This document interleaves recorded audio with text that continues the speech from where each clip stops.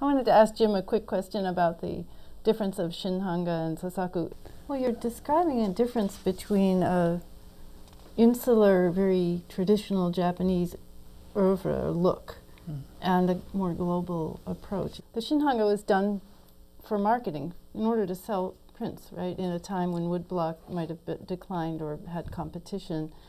And did that difference in market between Shin-Hanga and Sōsaku-Hanga still true today? Because it seemed to me that the Shin-Hanga are still more expensive if you want to go out and buy one.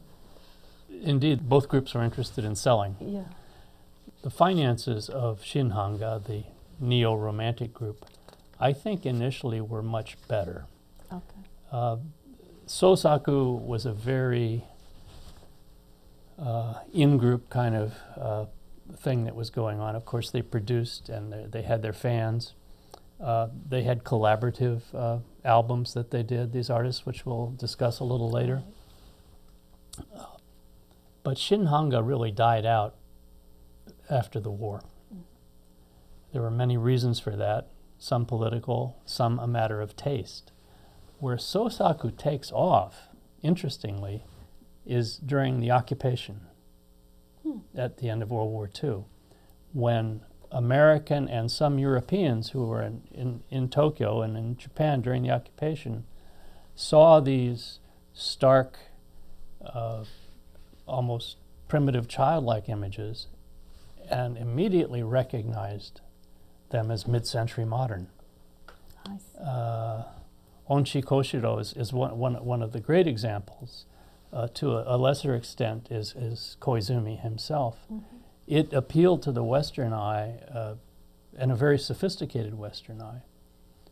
So as Japan's trying to reassert itself culturally and in terms of identity in the post-war era, these Sōsaku artists of a simpler expression become poster people for Japanese culture, and it shocked the Japanese traditional art establishment that these images would be entered into international exhibitions and win. They couldn't get over this, you know, this was so non-Japanese, these images. But so to answer your question simply, both sought economic gain. The Sōsaku, or creative print movement, was highly literary in its tone, highly modernist, very referential to European ideas, and didn't have the same commercial following until after World War II.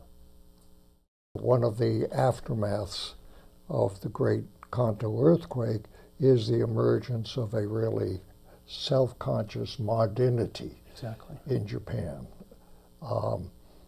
And it's very powerful. We'll see this over and over again. And most people miss that, how modern the country was becoming.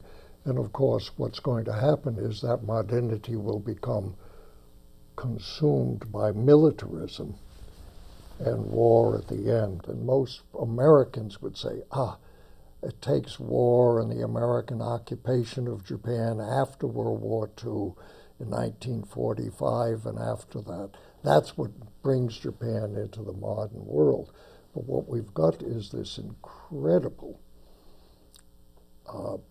trends, dynamics before that get suppressed in the terrible decades of the 30s and 40s when militarism takes over, and then after the war are able to burst out again. Right.